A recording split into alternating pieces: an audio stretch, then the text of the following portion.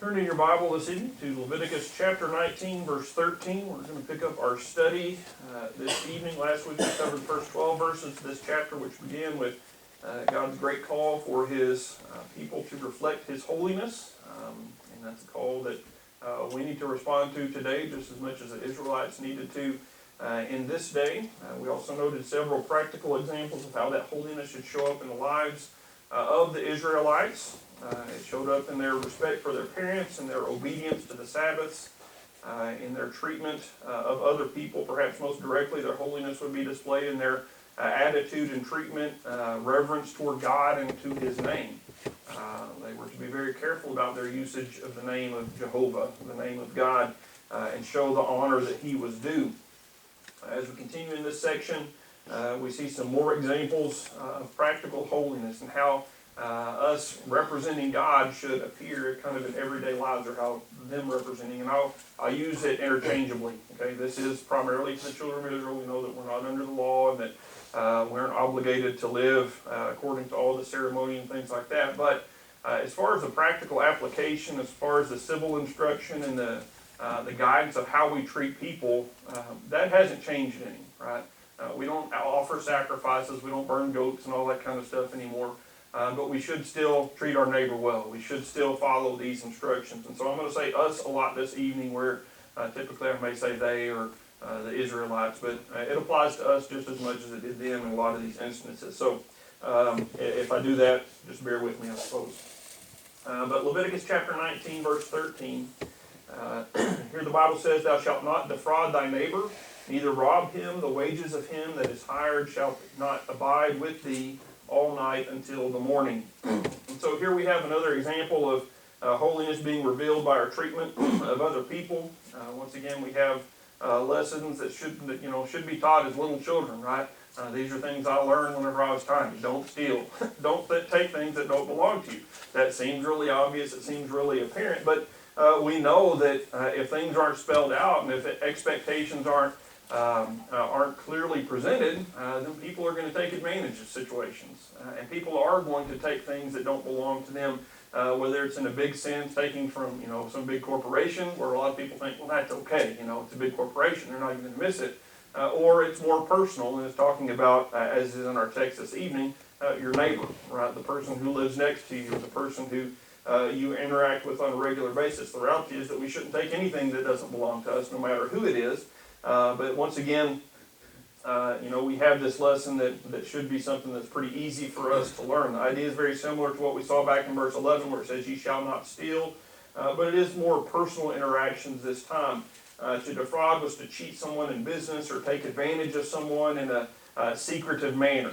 Right? This is where you're kind of cutting corners or doing things in an unjust way, an unright way, in order to gain some advantage, to benefit from the loss of the other person, and taking from it. And that means to rob was to take something openly by force. And so it says basically, no matter how you're trying to do it, it's wrong. Taking things that don't belong to you is wrong. And so whether you try to do it secretly, in a way that nobody can detect or nobody takes note of, or you're doing it very brazenly so that everybody knows exactly what's happening, both are wrong, and both should be avoided.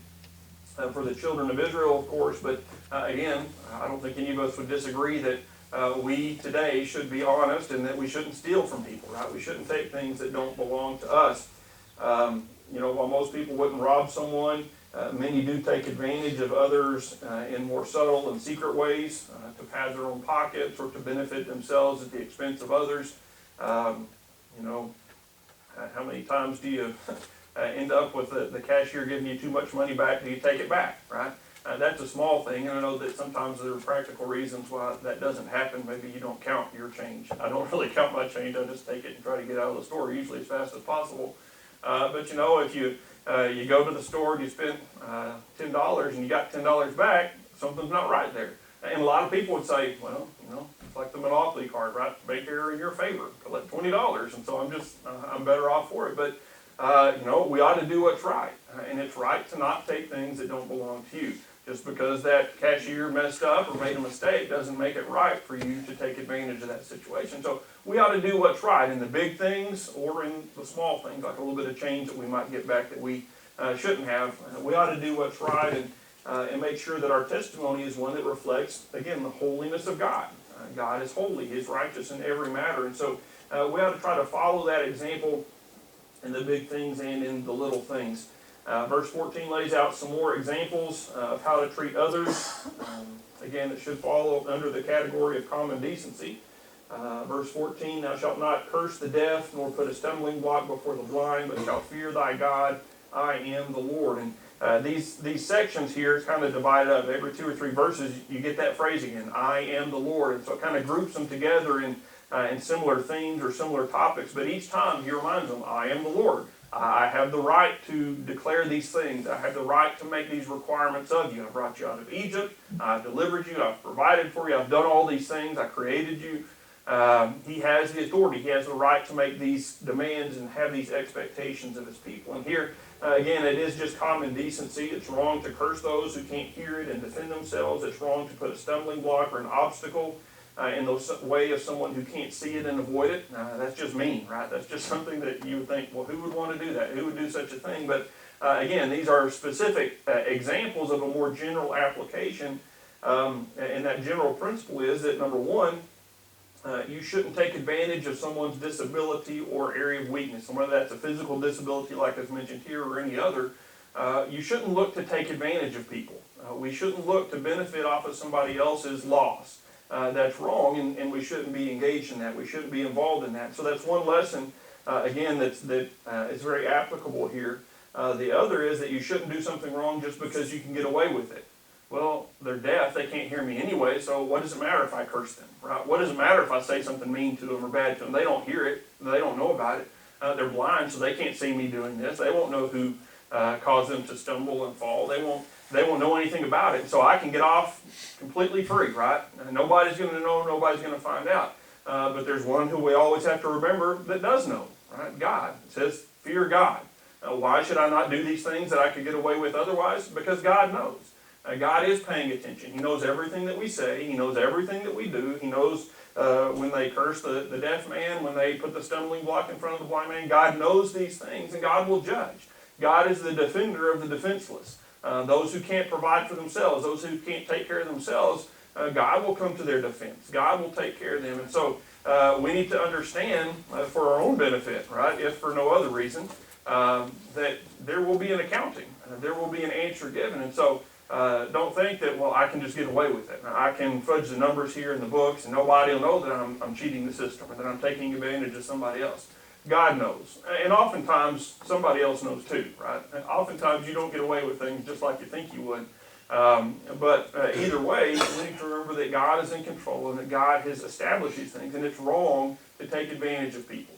It's wrong to use somebody else's bad situation for your profit.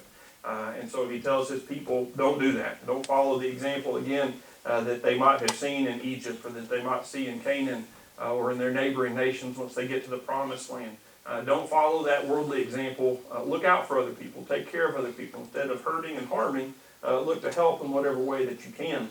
Verse 15 addresses judgment of others and applies both in the courtroom and really in everyday life as well. It is particular to the courtroom, the terminology and things that are used, but there's also a sense just in our interactions with other people. Verse 15, you shall do no unrighteousness in judgment. Thou shalt not respect the person of the poor, nor honor the person of the mighty, but in righteousness shalt thou judge thy neighbor.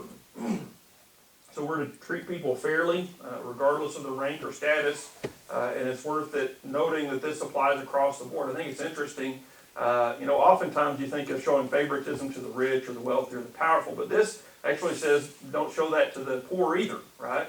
And why would that be? I think one of the reasons for that is that, I don't know about you, typically I'm inclined to kind of take the side of the underdog, right?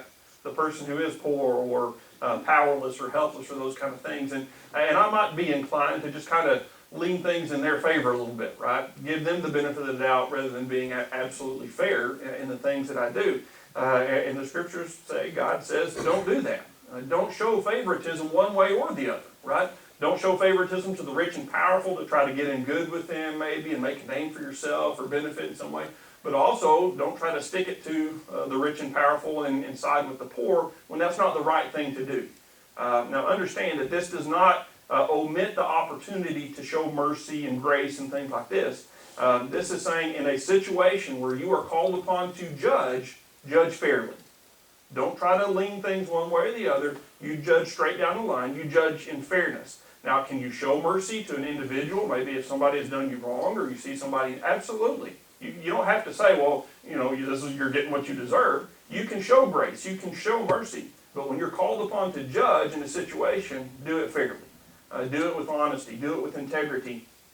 And that's what he was calling on the Israelites to do. And again, this certainly applies in a legal sense, in a courtroom setting, as they would stand before judges that had been appointed and things like that. But I think it even goes to our personal interactions and our dealings with others, because it says, judge your neighbor, right?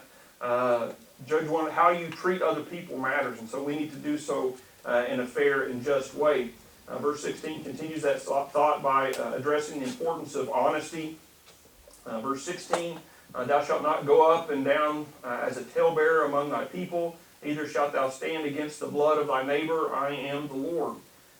Strong's definition of the word translated talebearer is a scandal monger. A scandal monger. Somebody who likes to stir up some scandal, right? We call it a different name today, right? We call it gossip today.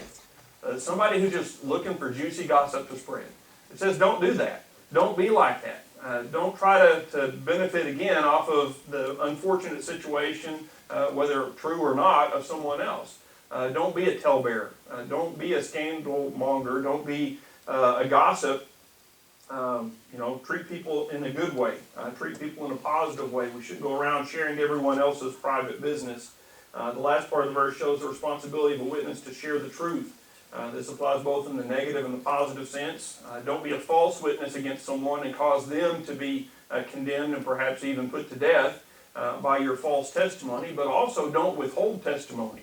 If you know that someone has been wronged and there is a case where you can present the truth, don't hold back. Don't withhold that information. Be genuine. Don't allow your neighbor to suffer harm, to even shed blood, to have his blood shed, and you just sit back and don't say anything. It's the same idea as what's behind the saying when you go to oath. The truth, the whole truth, and nothing but the truth. That's what this is saying. You speak the truth, the whole truth, and nothing but the truth. You don't fabricate things, you don't lie outright, but you also don't withhold things. If there's pertinent information, you share that. You present a true witness, a true testimony to the things that you've seen. And so honesty and integrity, truth, is something that's important to God. And again, that's not just for Israel in the Old Testament, right? That's for us today too. God still is concerned with truth. He is still the God of truth. And He's concerned that we present the truth and that we speak the truth whenever we are called upon to be a witness. The next two verses address the attitude that we should have in our dealings with others. They're lessons that Jesus taught His disciples as well. Verse 17 and 18. Thou shalt not hate thy brother in thine heart. Thou shalt in any wise rebuke thy neighbor and not suffer sin upon him. Thou shalt not avenge nor bear a grudge against the children of thy people, but thou shalt love thy neighbor as thyself. I am the Lord. Now, over time, the idea of this passage developed to be a little different than what we read in the Scriptures. And the Jews came to the idea that what He said, to love your brother, to love your neighbor, that means that we need to hate our enemy, right? And Jesus addressed this. If you remember, in Matthew chapter 5, verse 43, Jesus says, Ye have heard that it hath been said, Thou shalt love thy neighbor and hate thine enemy. You've heard that it's been said that, but that's not what it says, is it? It says that you need to love your neighbor. It says that you need to not hate your brother, but does it say affirmatively, well then hate your enemy? No. We need to treat everyone the same, and Jesus went into further explanation of that when He showed who our neighbor is, right? Remember the story of the parable of the Good Samaritan? That was about who is your neighbor. And Jesus went through that whole story, and at the end He said, well, who was the neighbor to this man who was hurt? This Jewish man who was traveling along the road? Who was his neighbor? Was it the priest? Nope. Was it the Levite? Nope. It was that dirty, rotten Samaritan, right?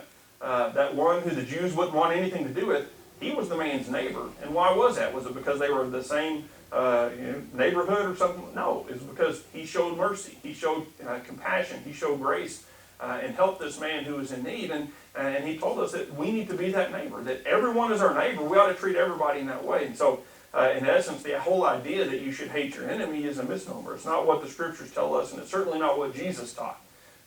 He taught quite the opposite, right? Love your enemy. Do good to those who hurt you and despise you and treat you poorly. Love them. And so that's the commandment that God always had, right? It's the expectation that God always had of his people, that we are to love our neighbors, that we are to love other people. And not only that, he says to hate not your brother. Don't harbor that hatred or that ill will toward those, especially of your own household. But I think it generally applies across the board that we need to have care and concern for everyone. We also see in this section the importance of edifying and correcting one another rather than holding grudges and seeking vengeance. We're to rebuke our neighbor, it says there, and we might look at that and say, yeah, we give them the what for. We tell them all the things that they did wrong, but that's really not the idea that's behind this. It's inform them. Go and talk to them rather than getting angry, rather than seeking vengeance, rather than going and talking to everybody else about this person who's made you mad. You go and talk to that person. You confront your neighbor, not in a belligerent and hateful way, not in an aggressive and looking for a fight kind of way, but you address the situation with them and you let them know what's happened. Again, this is another thing that Jesus talked about in Matthew 18:15. He says, moreover, if thy brother shall trespass against thee, go and tell him his fault between thee and him alone. If he shall hear thee, thou hast gained thy brother. This is the same teaching that Jesus is saying here that we find right here in Leviticus chapter 19. A lot of times we look at the law and we think, oh, it's all about, harsh punishments, and you do anything just slightly wrong and it's off with your head, or stone them to death, or whatever the punishment is, and there's no grace and there's no mercy, and it's all just hard and cold, and that's not the case. It is just as loving and compassionate as much as the thing that Jesus taught, because a lot of what Jesus taught is found in the Old Testament scriptures. It's found in the law itself. And so we need to have that right attitude. And so if somebody has done me wrong, rather than seeking to get revenge, and rather than spreading the gossip and telling everybody else about what's happened, I need to talk to that person. I need to tell them what's going on so that we can address it and we can correct it. And a lot of times, at least in my experience, I've found that most of the time people aren't looking to insult you or hurt your feelings or doing a lot of the things that we may take in one way or the other. And most of the time, that just, again, a civil confrontation, just addressing the issue and explaining what's going on, can resolve a whole lot of problems, whereas holding that grudge, getting bitter, seeking revenge, or spreading it to everybody else just makes the situation grow into something that's horrible and something that you don't want to deal with. And so, again, very practical advice, and really what we read here, again, at the end there, where it says to love your neighbor as yourself, Jesus quoted that. He said that's the second greatest of all the commandments. Of all the commandments in Scripture, that's the second greatest, to love your neighbor as yourself. So Jesus thought very highly of this passage, and in a lot of ways, this is kind of the core, the root of the golden rule. Again, that's another thing that we think of the New Testament. But that's what we see here, right? Love your neighbor as yourself. And if you love your neighbor as yourself, you're going to treat your neighbor as you would want to be treated, which is the golden rule. So great instruction there that's given about how we deal with other people in our interactions. Now, the last section, we're not going to get through all of it tonight. We're going to get a couple of verses in. Deals with some of the civil laws kind of regarding everyday life among the nation of Israel and the things that they might come up against. Verse 19 says, "You shall keep my statutes. Thou shalt not let thy cattle gender with diverse kind. Thou shalt not sow thy field with mingled seed. Neither shall a garment mingled of linen and woolen come upon thee." And so here God prohibits the intentional mingling of different kinds of cattle, different kinds of crops, different kinds of clothing or garments, fabrics together. There's not any real clear indication of why he says this, right? What is there like a spiritual significance here? And therefore there's a whole lot of speculation about the spiritual significance or the other applications or practical uses that this might provide. There is some practical benefit. If you have scattered seed that you throw out, the crops aren't going to do as well because you're going to have different things being ready to harvest at different times. If you've got wheat and barley and one needs to be harvested a month before the other, how do you harvest it without destroying whatever else is there? So there is some practical use to that. the mixing of animals, interbreeding of animals between species. Again, that seems maybe to point back to creation itself. When God created everything, He made them after their kind. And that applied to the plants and the animals, right? And that they were to reproduce after their kind. And so God set up some distinctions there. And so the Israelites weren't to put aside what God had made as distinctions between these different types of animals and ignore God's rule or God's categories or different kinds in creation. The fabric thing is kind of another interesting one. Why were they not to mingle the different fabrics together, whether that was two different pieces of fabric in one garment or a mixture of linen and wool, or the two mentioned there. I guess there is some kind of fabric that's made out of a mixture of those. I don't know the details. Again, I'm not under the law. The Jews understood what they were talking about, and maybe they had a better understanding of why.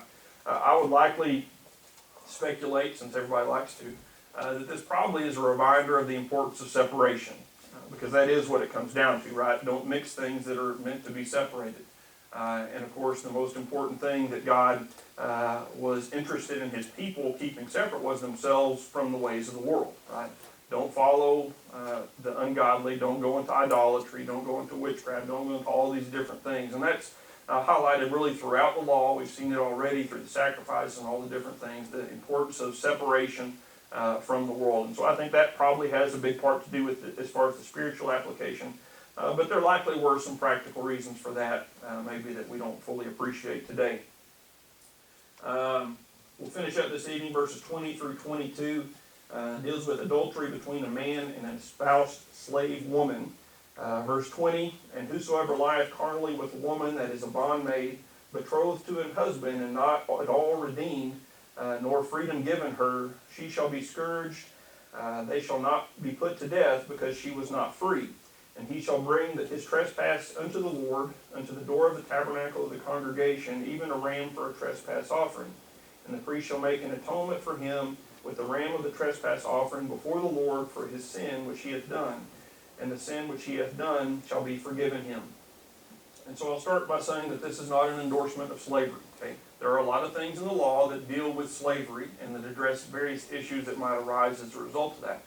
But this is not God endorsing slavery. Okay? This is God regulating something that existed very commonly in that day and in that culture, and in some places still exists today. And so it's not saying it's okay. It's just saying here's how to handle situations that arise as a result of that are common in this culture. I'll also say that this is kind of a spot where I think the King James translation maybe isn't the best. It does seem like the woman involved gets beaten while the man just brings a sacrifice. Now to us, that's kind of how it comes across, right? She gets the worst of it, he has to bring a sacrifice. In that culture, the two may not have had quite the weight that we place on them.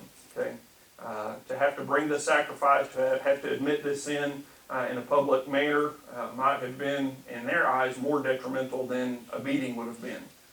Again, different culture, and I'm not saying one way or the other is better. I'm just saying that it's definitely different, and there seem to be two different punishments that are given.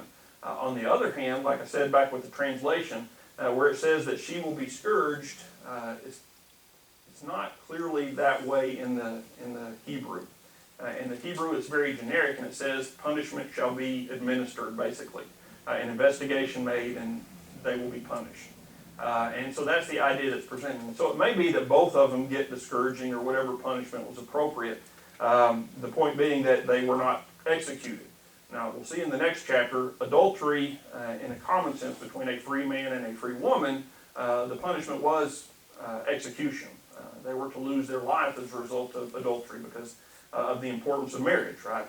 That's really what that signifies, how important marriage is in God's eyes.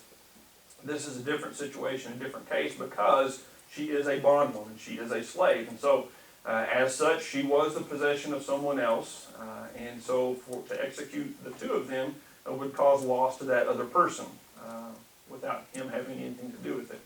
And so, that may be part of the reason why they weren't to be executed, as opposed to those who were free whenever they were caught in adultery being executed.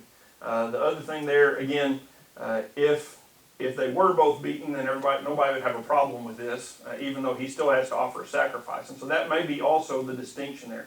If the woman was beaten and the man offered the sacrifice, it may be because the woman wasn't able to offer a sacrifice. As a slave, she would likely not have any possessions at all of her own. They would all belong to her master, and therefore she could not offer a sacrifice. And so the punishment would be a different form. Either way, it's understandable. And again, I don't like to have, well, I don't want to apologize for God's law, okay? God is God, and he has the right to demand whatever he demands from his law. But I know that, in our modern sensibilities, we read some of these things and we say, well, that's not fair, or that's not right, and we can become offended by that, and we shouldn't be. And there are, again, some practical reasons why it is the way that it is. But ultimately, God said, this is the punishment, this is the end result of what goes on. So what's definite is that the man was to offer the sacrifice. This was a common trespass offering, and we covered the trespass offerings with the sin offerings. So, we've been through all that. The ram was, again, one of the typical offerings that would be brought, and that dealt with the sin that had been committed and what had taken place. As far as the woman goes, it does mention that she was a bond servant, but betrothed. That means kind of like an engagement. But if she was going to be married to a free person, she would have to be given her freedom before that took place. And so that's the detail that it's talking about there. She was a bondwoman, she's betrothed, but she hadn't yet been set free in order to marry this person. So it's setting the conditions for this particular punishment, this particular sin that had been committed, and how to deal with it. And again, this is both a moral law, but it was also the civil law for the nation of Israel, and how they were to address these things in a legal way. And so that's why sometimes it gets very detailed in the particular application, because it is a legal thing. And of course we all know that legal things are very particular. And you have to be detailed, because otherwise people find those loopholes. So that was the punishment there. As I mentioned earlier, for those who were free, certainly the consequence was more severe. And we'll see that in the next chapter. All right, I think that wraps up what I wanted to cover this evening. Any questions or comments?